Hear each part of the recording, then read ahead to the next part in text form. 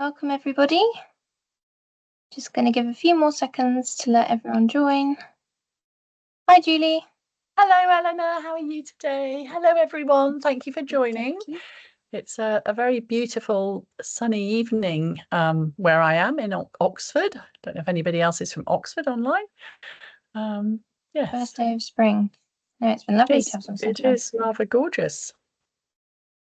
Right, I'll give a few more seconds. Welcome everyone. And then I'll begin. Okay. Well, welcome everyone. Thank you for joining our 7th webinar in our Exploring Eczema webinar series. Today we'll be talking about contact dermatitis with a focus on hand eczema. I'm Eleanor Martin, I'm the Health Content Lead here at National Eczema Society, and today I'm joined by Julie Van Onselen, our lead speaker of the Exploring Eczema webinar series. National Eczema Society is a UK charity that provides support and advice for people affected by eczema. Alongside our wide range of information and advice, we use our collective voice to raise awareness of eczema, progress research, and campaign for better care. We've been working to make life better for those living with eczema for over 40 years, and we rely on voluntary donations to fund our work. We will be recording today's session, so you'll be able to watch back afterwards, but not to worry, all participants' microphones will be muted and cameras will be switched off, but please do change your name to anonymous if you don't wish for it to be visible in the recording. There will be an opportunity to ask questions throughout the session. You can use this. You can do this by using the Q&A chat feature in the webinar. Feel free to drop questions in there throughout the session, and Julie and I will aim to answer as many of those as we can at the end of Julie's presentation. We do have one more webinar in the series left, but I'll talk more about that at the end of the session. But I'm going to introduce Julie now. So welcome, Julie. Thank you for joining us. Julie has worked with the National Eczema Society as a clinical nurse advisor for over 20 years. She's provided support to thousands of members of the eczema community and has also spent an impressive 30 years working with the NHS. Over to you, Julie. Hi everyone, thank you very much for joining.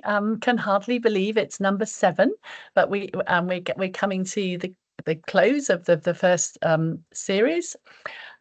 So this is number 7, and every webinar, in case you haven't joined before, we've taken a topic, and the topics are all very pertinent. And this topic today is contact dermatitis with a focus on hand eczema. So a lot of the inspiration, I have to say, from these webinars has absolutely come from you, because I've spoken to many people with eczema over the years, cared for people with eczema within the NHS, but also really more importantly, literally 18 years on the eczema helpline. So what we do now is really present a lot of information as a webinar, which does very much mirror the sort of advice I was giving individually on the helpline. So that's me. Ellen has already introduced me. I'm really pleased that I work for the NES. It's a really important part of my role. So I work for the National Eczema Society a day a week. I'm on the medical advisory board. I help put together the information, the booklets that you might have seen, and help generally with education and clinical advice.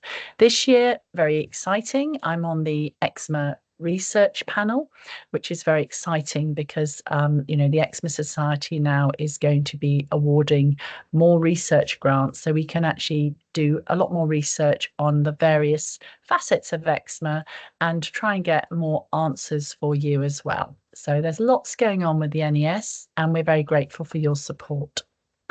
So tonight, what does the webinar cover? Well, as I said, the theme is contact dermatitis with a focus on hand eczema. And I think the first question we need to answer is this umbrella question of contact dermatitis. And what is the actual difference between when you have a contact allergic dermatitis or a contact irritant dermatitis? And sometimes, to be honest, you might not know, because obviously the next point is, how do you diagnose contact dermatitis and how do you test for it?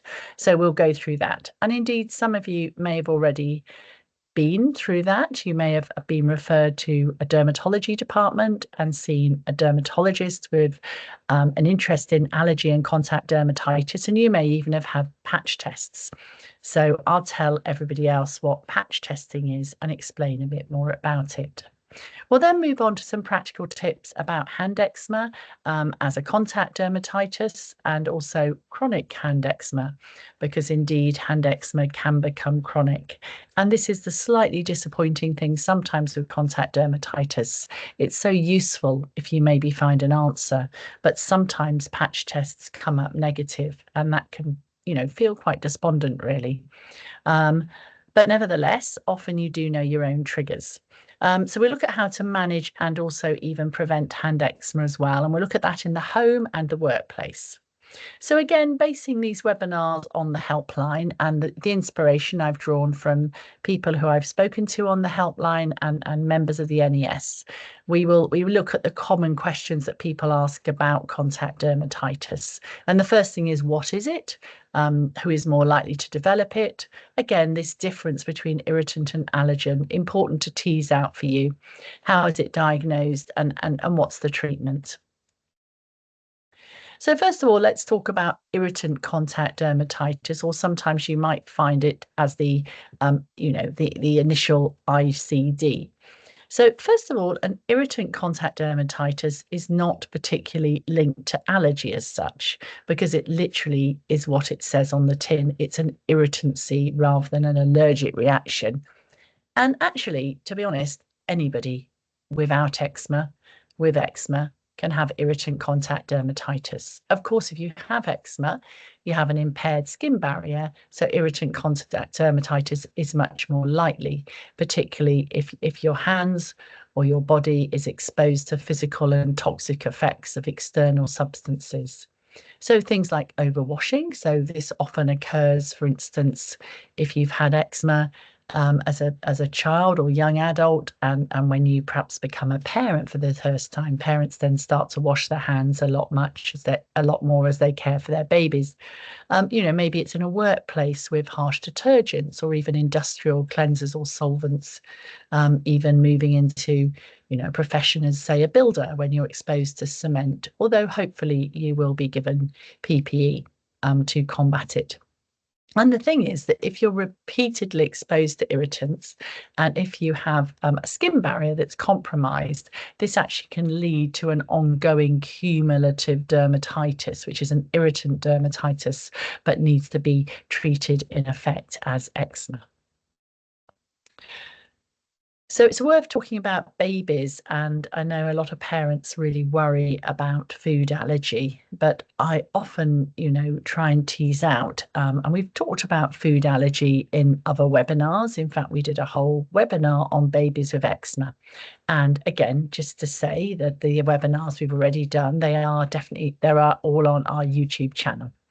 So sometimes when babies get eczema is much more likely on the face of a baby. And of course, the irritant dermatitis sort of mixes in with atopic eczema, because obviously with, the impact of the face from dribble, and it seems that eczema is always worse when children teeth, and foodstuffs, you can see this lovely baby feeding himself, and infant-led feeding is very important, but the food is everywhere. And certain foods can actually cause an irritant dermatitis if they're highly coloured or if they're citrus. The obvious foods there: tomato, ketchup, onions, peppers, chilies, strawberries, and citrus fruits. And it's important to say that this isn't a food allergy, this is an irritant, but it can drive and make eczema worse. So, I think that the top tip is that, when your baby's starting to feed, it's a really good idea to put, a nice thick layer of probably greasy emollient around the mouth as a barrier. And I think the most important thing to reduce facial dermatitis is afterwards the cleansing. So avoid wet wraps at all costs. Wet wraps are always going to be irritant because they often contain detergent and even preservatives, and they're not the same as a nice damp cotton pad that you can spread your usual emollient on and use that as the wipe. And that's a really good tip, because then you're just using an emollient as a barrier and emollient to wipe and wash off. And that's what emollient should be used for. You're not washing and moisturizing. Now, whereas an allergic contact dermatitis, or known as ACD, is very different, the eczematous reaction, unlike irritant, will not be immediate. It often follows an immune response, and there often is a hypersensitivity. It's called a type 4 hypersensitivity reaction. So what happens is that the contact with a substance, and it may be something that's targeted in an area.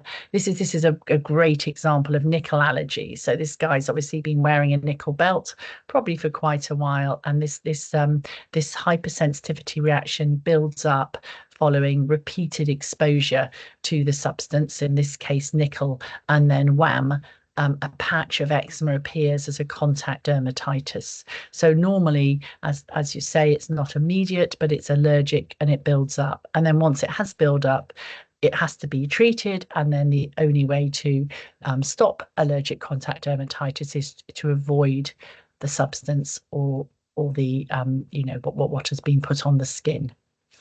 And of course, in that way, it's important that we know that everybody with eczema has triggers, and you need to really get to know your triggers. So are these irritants, or possibly are they allergies? And if you feel you have an allergic trigger, it is quite important to get referred to dermatology and have the expert advice of the dermatologist and the very good subgroup of dermatologists who work in contact allergy. So, we know that hot and cold weather and central heating, even pollutants are probably irritants. But pollens and molds, in fact, we do know that if we actually tested every person with eczema, and we test for allergy sometimes by looking at the level of IgE, so the immune globulins in the skin, we know that most people would actually show an high IgE, so in fact an allergy to pollen. We also know the same with house dust mites, or more likely to be their droppings. Again, we did a whole webinar on triggers, so I'm just recapping for some of you who've watched before. I always say it's impossible, isn't it? Because you've got two things that we know that most people with eczema are allergic to. One's inside the house, one's outside the house, and it's very difficult to avoid them. So in that way, you have to adapt. And we have a really good household irritants fact sheet that gives you lots of top tips. And people are rarely allergic to soaps and detergents, but we know that the sodium lauryl sulfate, the detergents in a lot of cosmetic soaps and bubble baths, actually plays havoc on eczema because it raises the pH of the skin to an alkaline level and actually can cause more skin barrier breakdown. So, unfortunately, some people are allergic to their pets, but often a child growing up with a pet is often means that they perhaps acclimatize a bit more. But obviously, if a child or an adult goes to a house where there's a pet and they have, allergic type symptoms, there may well be an allergy to that pet fur. Personal care products, of course, it's really important, as we know, and it's quite frustrating to try and keep skincare very simple, very much medical emollient based. Avoid fragrance, and fragrance is a big enemy. Even products with essential oils, particularly sort of limonene and linalool, which are often seen as natural products, but actually can really trigger. And certainly we know there are quite a lot of people who have a contact dermatitis to essential oils as well. Talked a bit about food on the babies, but this can also follow for adults when you're preparing food. And also we know that stress. We know that the mind-skin connection is very strong with eczema, and stress or being upset or depressed can certainly give another psychosocial trigger, which is very real. So there's a whole mix. I always say eczema is one of the most individual conditions in the world, really, because so many people have eczema, but so many people, experience different things and experience different triggers and experience different causes of their eczema. And, that all sort of fits, really. So when we look at who is perhaps more likely to develop contact dermatitis, the first thing is it can actually happen with anyone. You don't actually have to have eczema, but what we do know that it's much more common if you have a history of or current atopic eczema. One of the things I'm often asked all the time is, when will my child grow out of eczema? You may well have the same question yourself if you have a little one.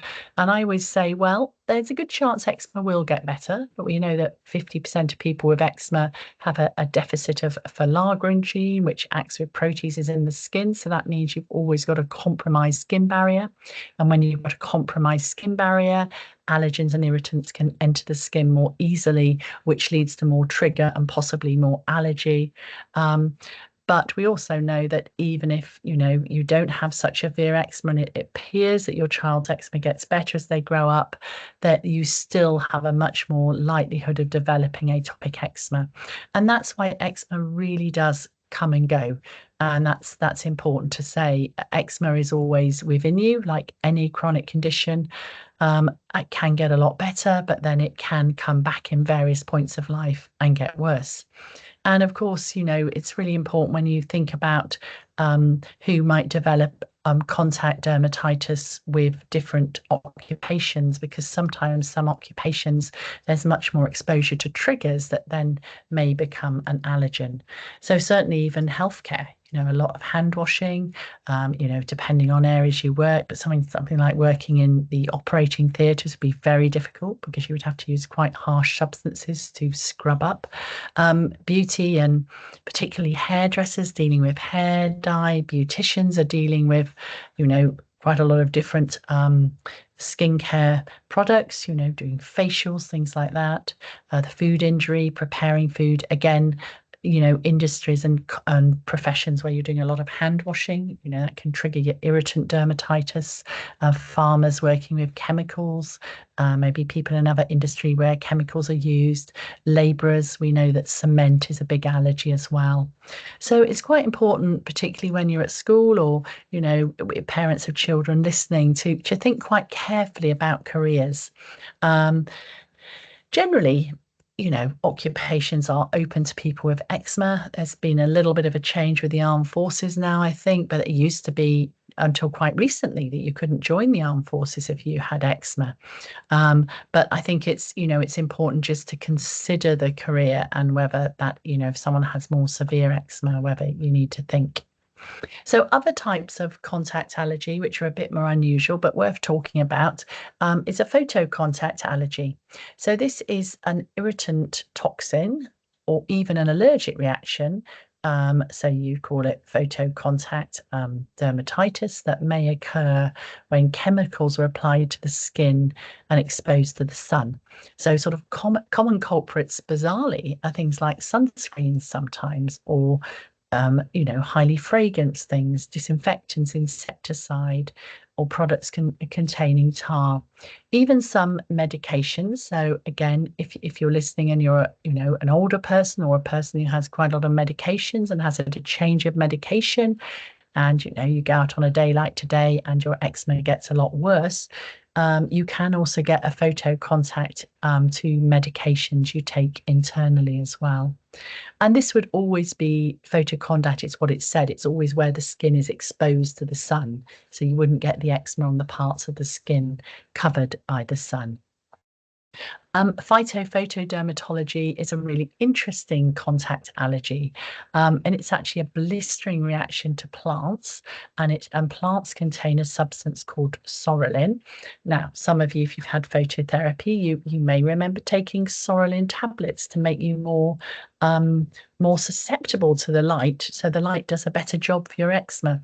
But people who have a blistering reaction have a phyto is plant, photo is the sun. So the mixture of the plant and the sun together reacting against sorrelin can cause these very nasty areas where the plant has touched the skin and the sun has shone.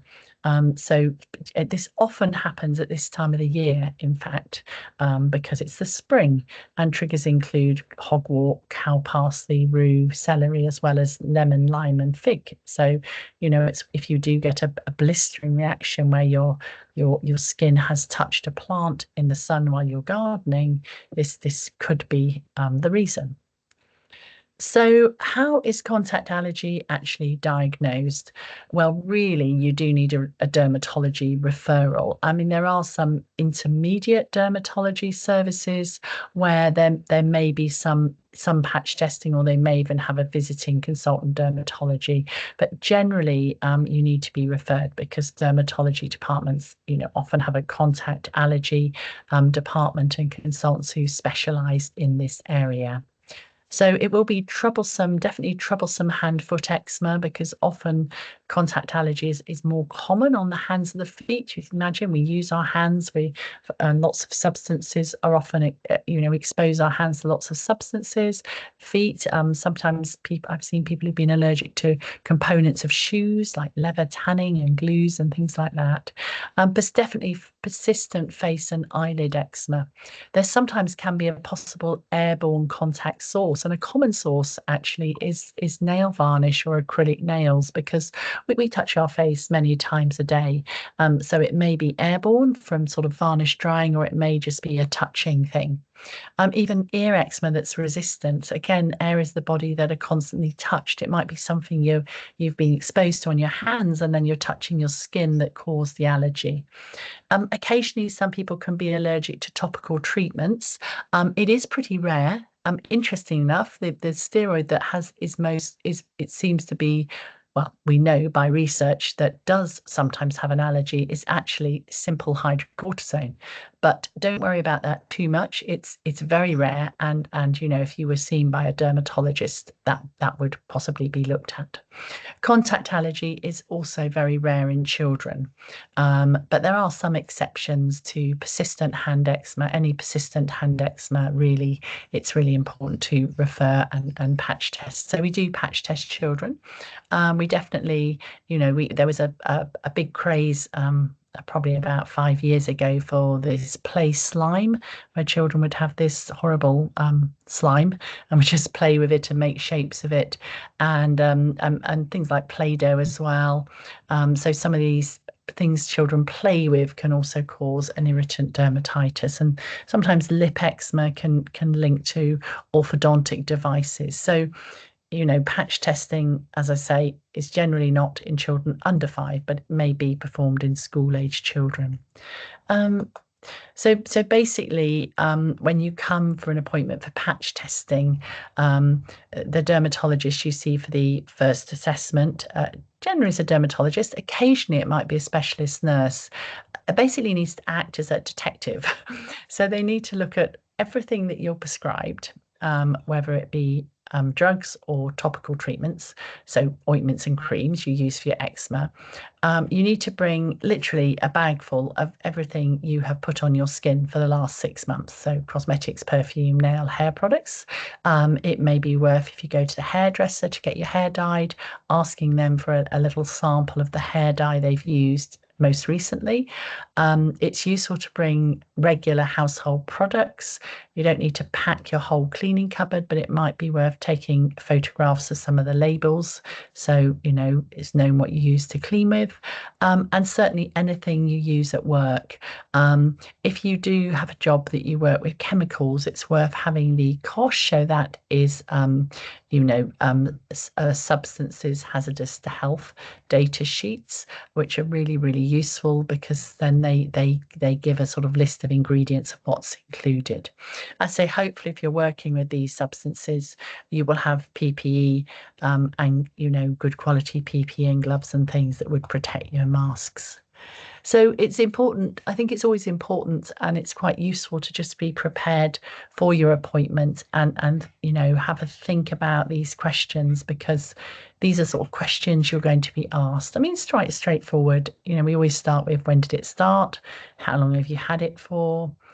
Where's your eczema on your body? Does it come and go? Are you atopic? Do you have atopic eczema? Any allergies? Any medication? Does it affect your quality of life, occupation, hobbies? Is it jewelry? What do you use on your skin? I think it's also important to maybe know if you have a feeling, if there is something you've used on your skin that you feel, particularly with the type 4 hypersensitivity and the building up of the allergy, whether there is something you think you might put it down to, and obviously bring that along. So patch testing is obviously used for diagnosing, is not used for diagnosing, sorry, patch testing is not used for non-contact allergic dermatitis, because it's not chemicals as such, but more the irritants. So if something is irritant, patch testing doesn't help, because contact dermatitis is diagnosed because of this type 4 buildup and hypersensitivity by a proactivation test. So what you're trying to do is you're trying to activate the allergy in a very small area on the back. And also, it's indicated for when contact allergy is thought to complicate eczema, and when contact allergy is suspected, particularly in hand facial eczema and occupational contacts as well. So if you haven't had patch testing, this is basically what happens. Generally, your appointments are always on a Monday, Wednesday, Friday, because so it is a week. So you would have to literally be aware when you get your patch testing appointment that you would need to go back to the hospital on Wednesday and Friday, and possibly have 3 half days with getting to the hospital and parking off from work. So you may need to sort of try and plan when you have the appointment and work it around work. Or school as well. So obviously don't want to do it for your teenage child when they're doing GCSEs and things like that. It's really important that when you come to the appointment, even though it might be difficult if your back's very dry and itchy, to not applying emollients and creams to the back on your appointment day. The reason is that the patch tests need to be stuck on. It's also quite important that if you do have severe eczema covering your back, that you actually wait until that eczema's cleared. You may have to sort of, do a short burst of stronger topical steroids to make sure the eczema's clear, because obviously if you've got eczema, you can't see the response of the tests. So what's happening is that that these are called batteries, the actual patches, and the reason they're called batteries because they look like a little battery pack of 10 batteries. So people might say, well, we're going to do routine battery, we're going to do hairdressing battery, we're going to do builder's battery. So there's a routine battery, which is the 30 most common allergens in Europe, and there's a top 30 list that comes out every year, which I'm going to share with you in a minute because it's quite interesting. And there are other sort of more specialized things, but also as well as that, you might be tested against any products you bring. So basically, they are suspended always in paraffin, and the chamber is placed on the back with a drop of suspected allergen. So so this person has actually had some quite positive results. There's one here where there looks like a positive result of everything. That's quite a dramatic reaction, I have to say. Sometimes you don't get a result at all if you're not allergic to anything. And so basically everybody has the standard battery and then individual things added.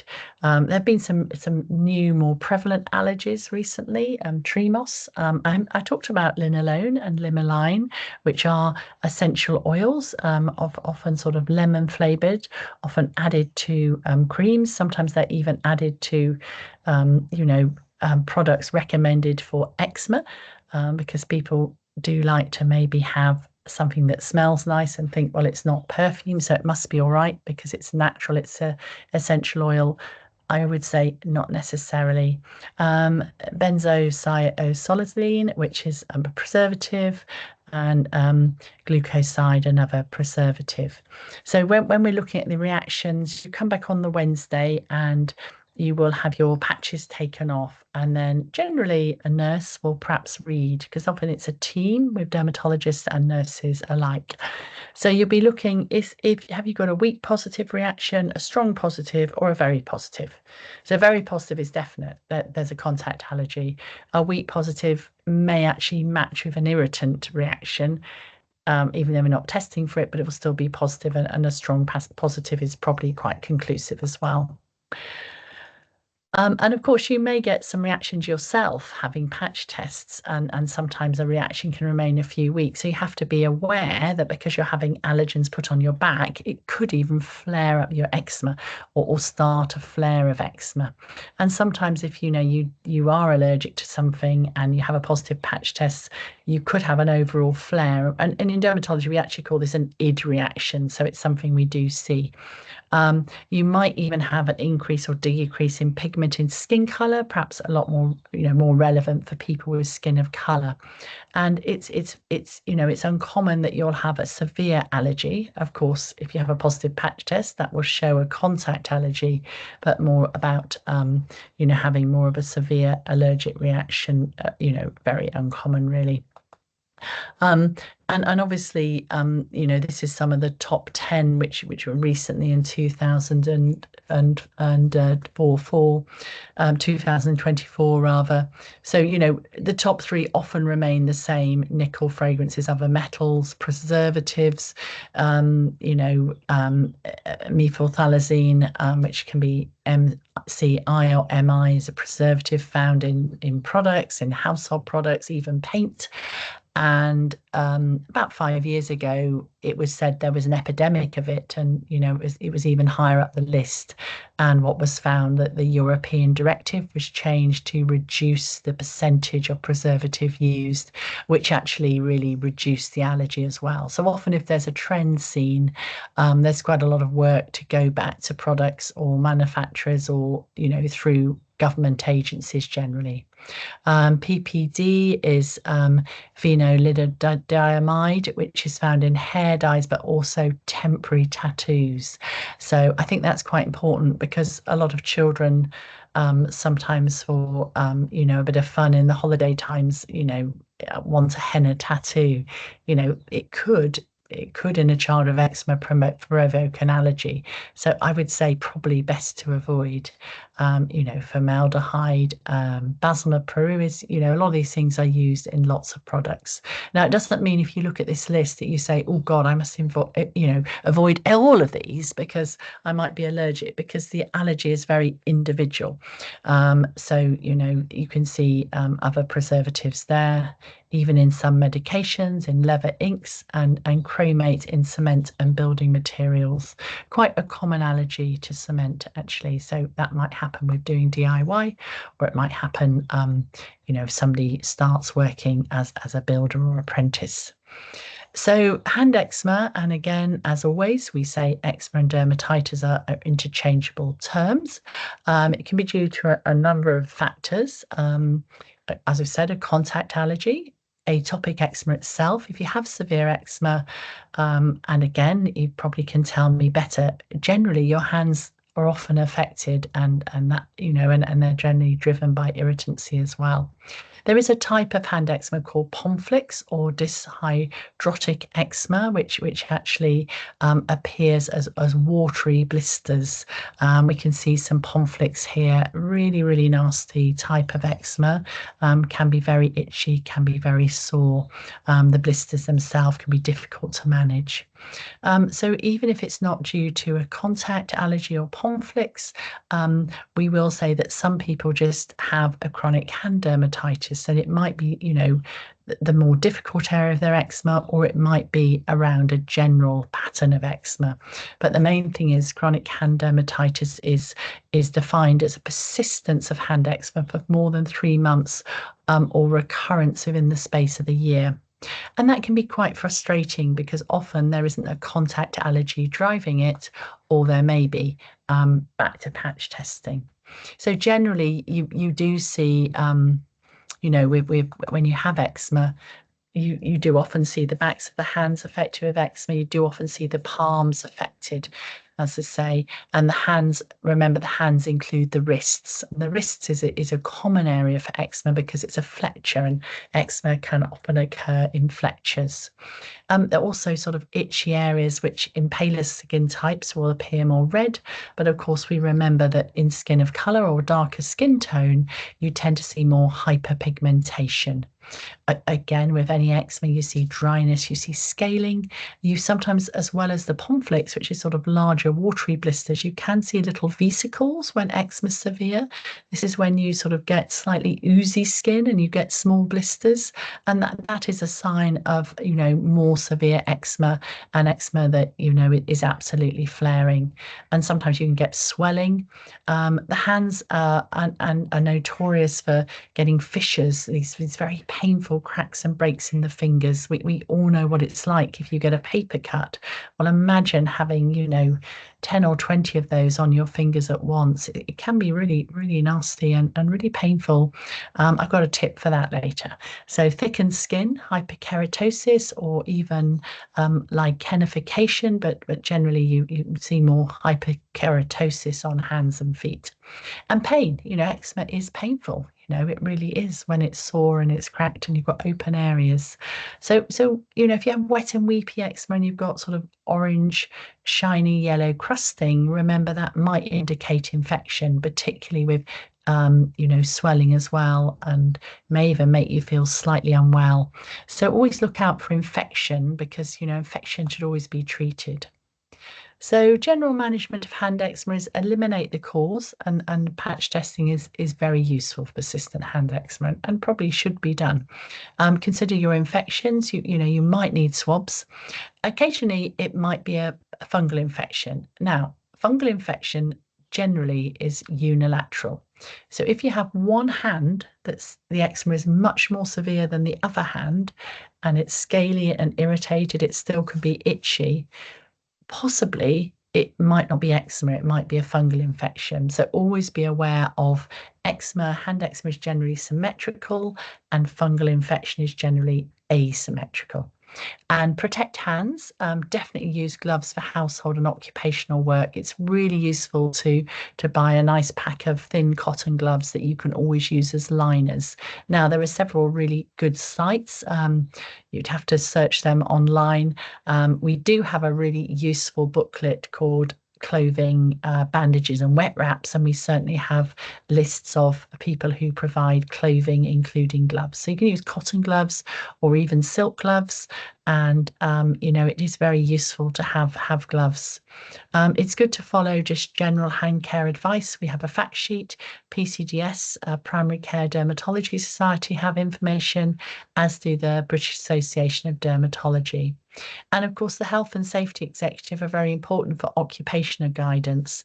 Now, in my time in dermatology, that has improved dramatically. I used to see a lot of people with terrible hand eczema, and often did go to occupation and they weren't given the protective clothing to prevent contact dermatitis. That has very much improved now, which is good. And of course, we treat hand washing with emollient. So hand washing and skin moisturizing several times a day.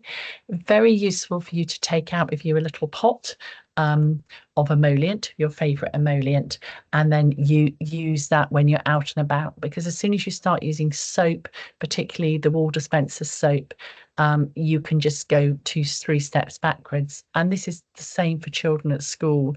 They should be allowed to keep a little pot of emollient in their pocket. It will do no harm to any other child, even if the child takes it. I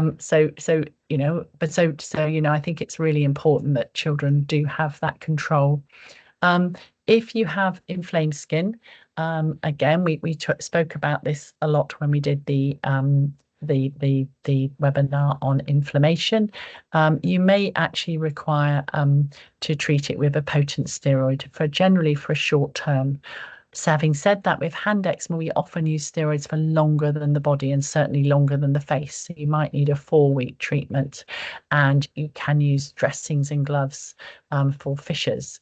And for very severe hand eczema, where you literally can't bend your hands or use them, occasionally you might get an oral steroid rescue. Excuse me, I just think the light on because I've just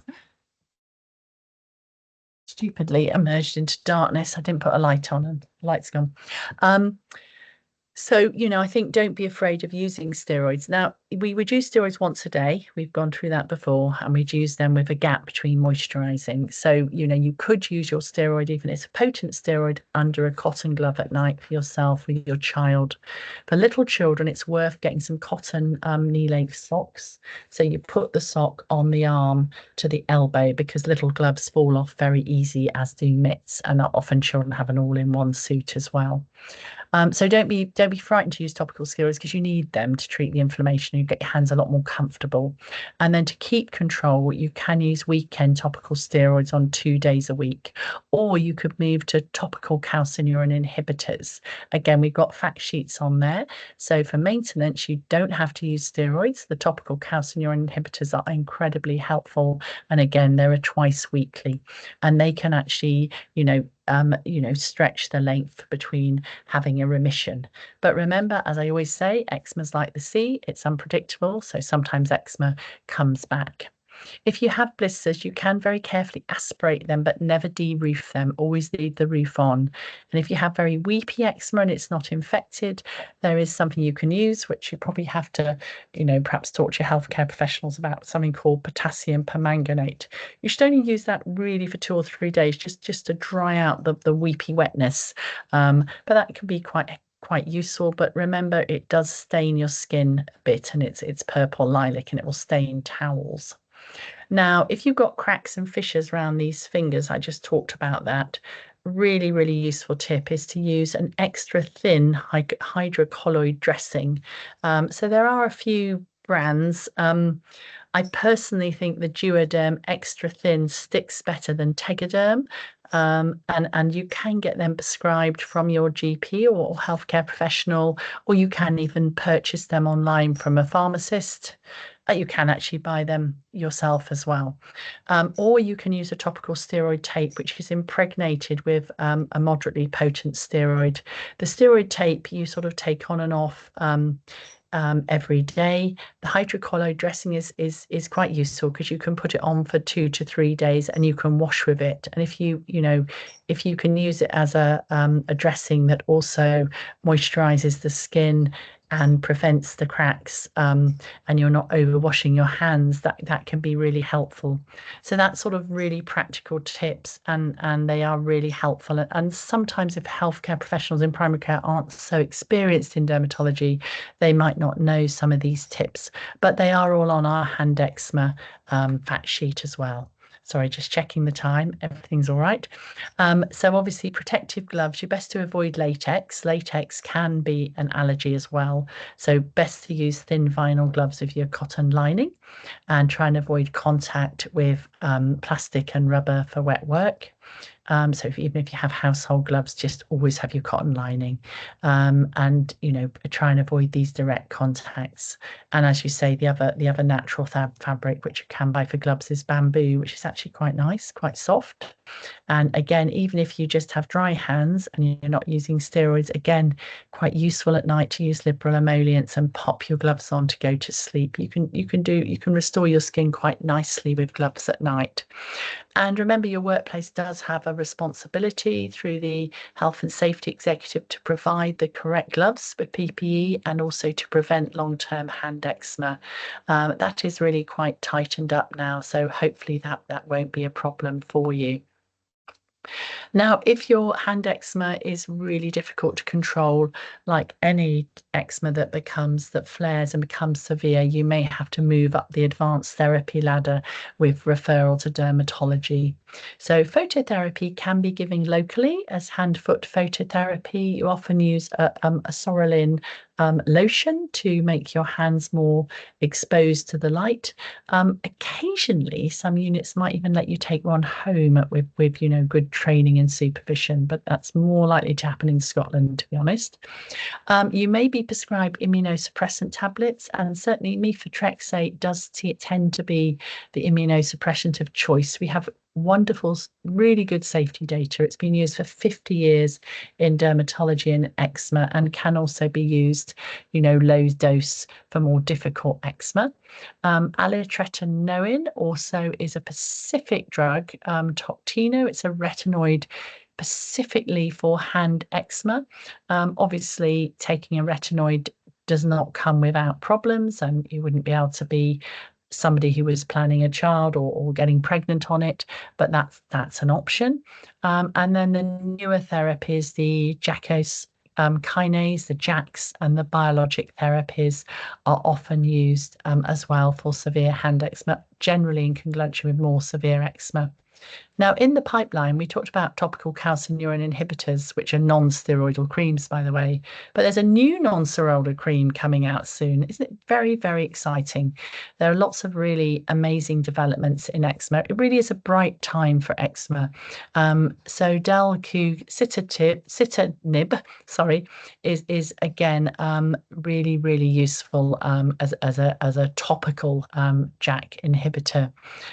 It's already available in the States. It will be over probably and approved, maybe not this year, but hopefully it's in the pipeline anyway. We never quite know with NICE, and these sort of drugs, new drugs, have to go through NICE approval. So, as you say, we have lots of resources. We actually have a full booklet on contact dermatitis, which is exciting, which I've been involved in writing and reviewing. So, actually, all the subject of this webinar and all the information I've given is in this really nice booklet, which you can access and download from the NES website. So I think I've done quite well for time. I was meant to speak till 1:45 and it's 6:46. So now I'm ready for questions from the floor, please. Brilliant. Thank you ever so much, Julie. That was a wonderful talk. We've had a few questions come in, so I'm going to dive straight in. Sorry, they're just taking a little while to load. Okay, so we've had one in that says, I get contact dermatitis on my hands from cooking or even eating anything marinated. When I don't cook, my hands clear up, but any practical household chores really harms my hands. When I had phototherapy, it held off for a bit. Now it's back. Why did phototherapy help? Well, yes, a good question. Phototherapy helps because it's a treatment and it does help. But the problem with phototherapy is you can't keep using phototherapy long term. So the idea is that you use phototherapy to gain remission, which may or may not last. But the problem is because you've got a trigger with cooking and marinades, probably that would be more of an irritant trigger. Now, I completely agree. It's quite hard to cook in gloves, but maybe that's what you might need to do if you're cooking and preparing. Use your cotton liner and vinyl glove. And I think if if you feel there are other triggers and your hand eczema has come back with a vengeance and you're not controlling it with a short burst of topical steroids, I don't know if you're using a maintenance treatment, such as your topical calcineurin inhibitor. You may need to, go back to the drawing board and see what dermatology can offer you. I've just noticed, Eleanor, there's people with hands up because we're not having live questions, are we? So Yeah. you need to write them in the chat. Yeah, Yeah, no, I thank you, hope Julie. that answers it, but I'm so sorry. It just almost seems like your hand eczema isn't quite well enough controlled yet. Maybe you're still under dermatology. You may have to ask for a referral back, I think. That's great. Thank you, Julie. And yep, you took words out of my mouth then. I can see a few hands up from the attendees. We don't have microphones and cameras on in this session, so please do pop the question in the Q&A chat feature. So that's just along the top of the bar, right where you've joined. Click to join the event. It says Q&A. Click on that and pop your question in, and then I'll be able to share it. So thank you. So we've just had one come in here. Do you have any recommendations for hand washers to use as a healthcare worker? I tend to wash my hands a lot and also have a toddler in nappies, so have to wash my hands a lot and have active fissures. Yes, yeah, no, that's a really good question. I think it's hard when you're a healthcare worker because you're often expected to use, the antiseptic sort of harsh washes that you're provided. Same, that's why there was an absolute outbreak of irritant dermatitis in COVID, including myself, I have to say. I had very sore hands for a time. I think probably don't want to mention too many product names because we're not here to promote things, but certainly I think healthcare workers often suggest they use either dermal or octenazine, because dermal and octenazine both have added antimicrobial agents in them. So in effect, they're moisturizing hand washes that actually match what the hospital want you to do as a healthcare worker. And then of course you could continue to do that at home. And I think with the fissures, it may be worth trying some fissure management as I described, maybe with either duoderm, hydrocolloid, cut to shape and wrap around your hands. Because the problem is if you've got a little one as well and you're a healthcare worker, you're washing your hands. Now, can you use the duoderm when you're doing your job at work? You should be able to, really, because it's no different from a plaster. But yeah, may be worth having a chat to occupational health, because obviously they do have a responsibility to set things up for you in the workplace and make your life easier. And it might be that workplace irritancy of your hands is sort of driving your eczema and also making it hard for you to cope at home. So I think it'd be worth chatting to occupational health if that's available to you. Brilliant, thank you, Julie. Is it worth using barrier creams like bepanthen? Yeah, that's a good question. We had that question in the last webinar, and barrier creams like bepanthen is often used for classic sort of nappy rash. And what barrier creams is, they're often zinc based and they often leave a thick layer. The problem is when you've got hand eczema, it's really difficult to use your hands if you have barrier on because they're sticky. But really, barrier creams sit on the skin barrier, whereas emollients are more likely to sort of repair the skin barrier. So I suppose if you were, say, going to be doing some heavy DIY and you wanted a barrier cream, perhaps of a glove to absolutely ensure that no chemicals got on your body, but I wouldn't use them regularly because they don't provide moisturizing qualities. They just simply provide a barrier, and what you need to do is keep moisturizing your hands to repair your barrier. So I hope that sort of explains it. Brilliant, thank you. Can hot or even warm water be a problem? What's the ideal temperature to wash hands? Yes, great question. I normally say tepid, but always wash hands with emollients. The problem with any water is that water itself has a pH of 7.5. Soap and detergent shoot it up the alkaline scale to 8, 9, 10, which actually breaks down the skin barrier. So can actually water alone. And emollients bring the pH of the down to 5.5. So actually, it's really, really important to always wash with an emollient. And this doesn't follow with hard or soft water areas as well, because somebody might ask that question. But the thing is, in fact, even some water softeners, interesting enough, can sometimes increase the pH of water by softening the water. So that's another point. If you've got a water softener, if you're going to consider having a water softener, which some people find helpful, always make sure it's a water softener that doesn't alter pH or takes pH to an acidic level rather than an alkaline level. That's very interesting. Thank you, Julie. We've had a question from Louise who says, I have severe hand eczema. She's on Dupixent, which helps a lot. However, all of her fingertips are scaled and painful. Any tips or recommendations? Oh dear, yes, that does sound sore because it's amazing how much you use your hands, but particular types of your hands you use the most, and definitely the fingertips. Yeah, it's interesting. I wonder what your dermatologist says why, Dupiximab. Obviously we can't sort of expand on the question, but whether it's helped your palms and your dorsum, so dorsum back at the hand, palms, but it's just the tips perhaps that are just continually irritated. Again, I feel like I keep recommending it, but if the duoderm extra thin is really useful. So what you could do is you could cut it. I wish I had some here, but I haven't.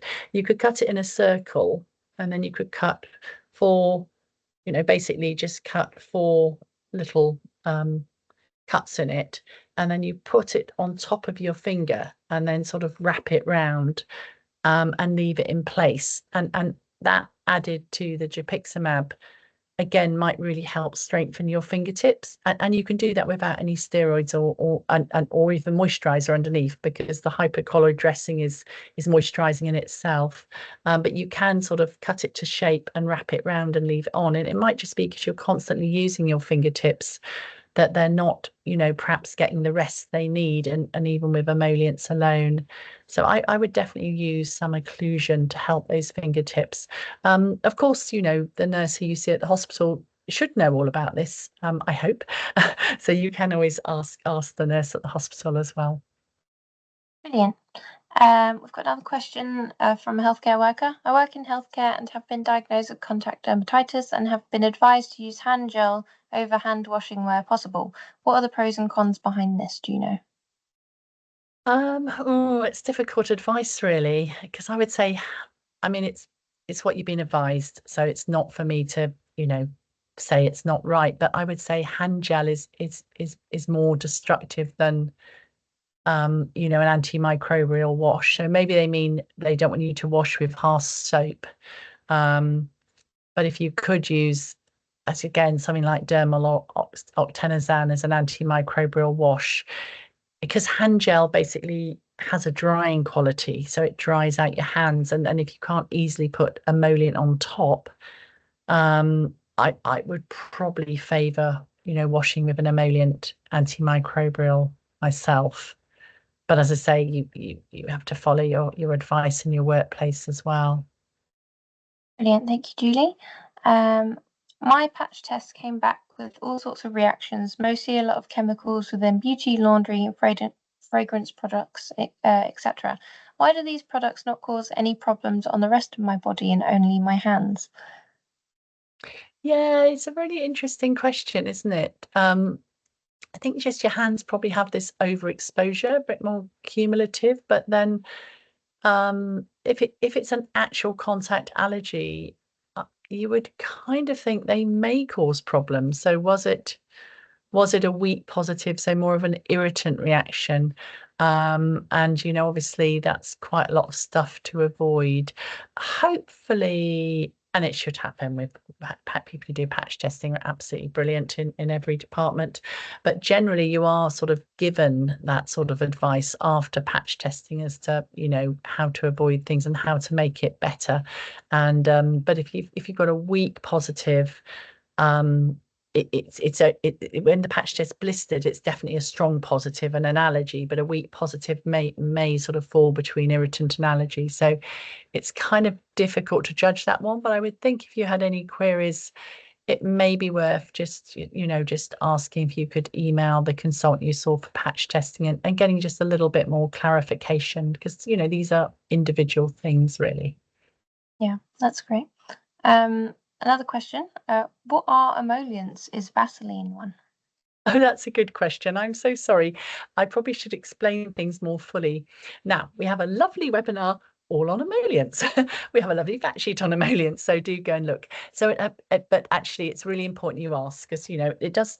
Talking in medical terminology is not so good, and it's hard to explain everything. So, an emollient is basically generally something that moisturizes the skin. In sort of eczema terminology and in dermatology, we often say an emollient is which is best for eczema and other skin conditions, is a medical emollient that doesn't contain fragrances, or detergents that might damage the skin. So obviously there are a whole range, and they come in formulations, in greasy ointments, in sort of more cosmetically acceptable creams and gels, and they have slightly different actions on the skin.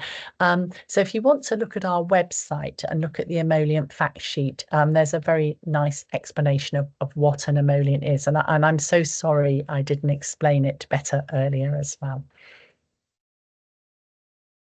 Brilliant. I've just popped the link to our recording of our previous webinar on emollients into the chat there, so everyone can click on it and watch it at a later date if they'd like to learn a bit more about emollients.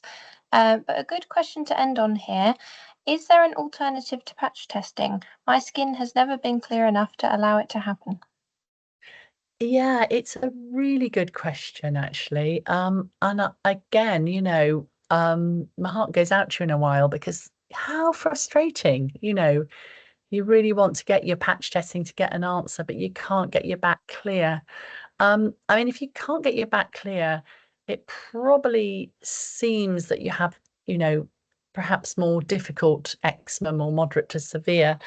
And hopefully you may well be under dermatology. I wonder if the dermatologist has taught you about, more advanced therapy to get your eczema under control.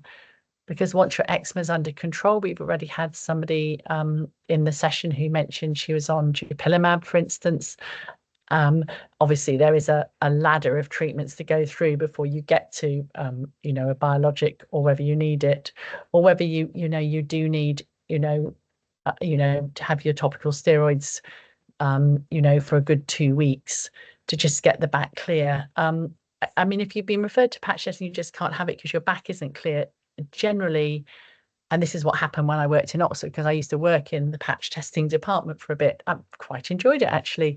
But if somebody like you came in, we would actually work on treating your eczema to get your back clear to enable you to have patch tests. But I don't know if you've even got to have patch tests or got to see a dermatologist. But I'd say, in summary, you probably need to see a dermatologist to try and get to the point that you can have some patch testing.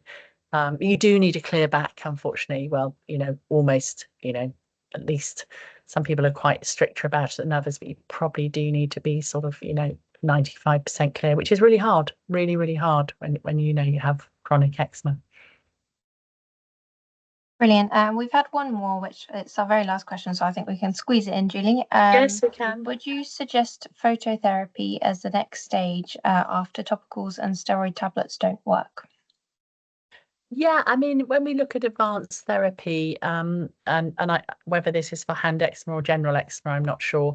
There is a sort of ladder of what people are offered. Obviously, you have to be referred to dermatology. And often phototherapy can be a starting point. I think the important thing to say is that if you are having sort of total body phototherapy, you need to go in a cabinet. You need to be able to go to the hospital at least twice a week. And it can be quite stressful and time consuming fitting it in.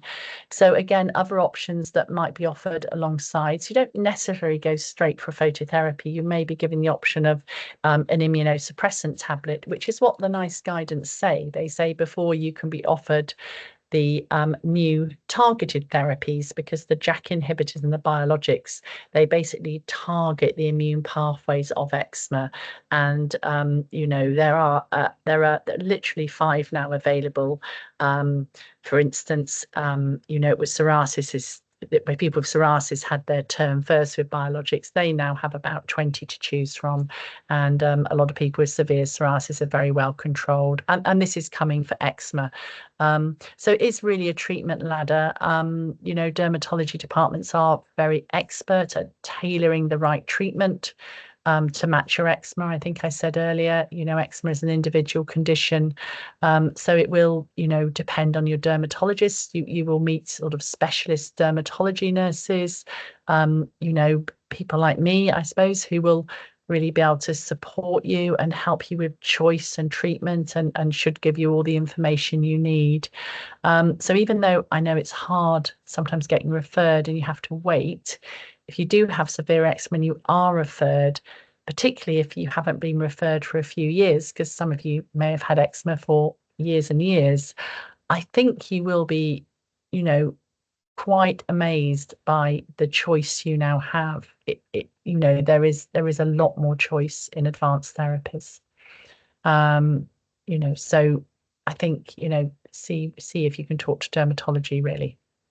Brilliant. Thank you, Julie. And just a quick note to say, if you haven't heard your question read out loud, there are a few I've answered by hand in the chat, so please do have a look in there. But I think that brings us to the end now. So thank you so much, Julie, for another incredibly informative webinar as always. And thank you to everyone who joined. If you're new to the eczema community, welcome. It's been great to have you today. Managing your eczema can be incredibly difficult at times, but we hope we've been able to provide some useful information and guidance.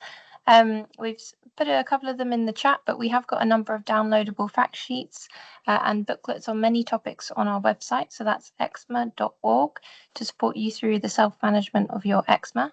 If you want to get more involved with what we do at the National Eczema Society, you can sign up to become a member, or you can sign up to receive our monthly e-newsletter where you'll hear about the latest eczema news, events, information to help you self-manage your eczema, and much, much more. We're featuring one more topic in our Exploring Eczema webinar series. The final topic will be on facial eczema, and these will be on Monday, the 7th of April and Wednesday, the 9th of April. Registration is live on our website, so if you head to our webinars page, you'll find information about how to register there, and you'll find the recordings of all 7 of our other previous sessions before that. So please go there and take a look. Thank you again for joining, and we look forward to hosting you next time. Yeah, Thank you, thank you very much, everyone. And thank you for your great questions, I have to say. The questions were amazing tonight. And I think hopefully anybody who asks a question, remember you're always helping others, because we hope people won't be too shy to ask questions, but sometimes people are. But hopefully your question helped others as well. And that, that makes us a good community, doesn't it? That's the most important thing. Absolutely. Well, thank you all, and we'll Right. see you next time. Yes, night night. Bye, Julie. Bye.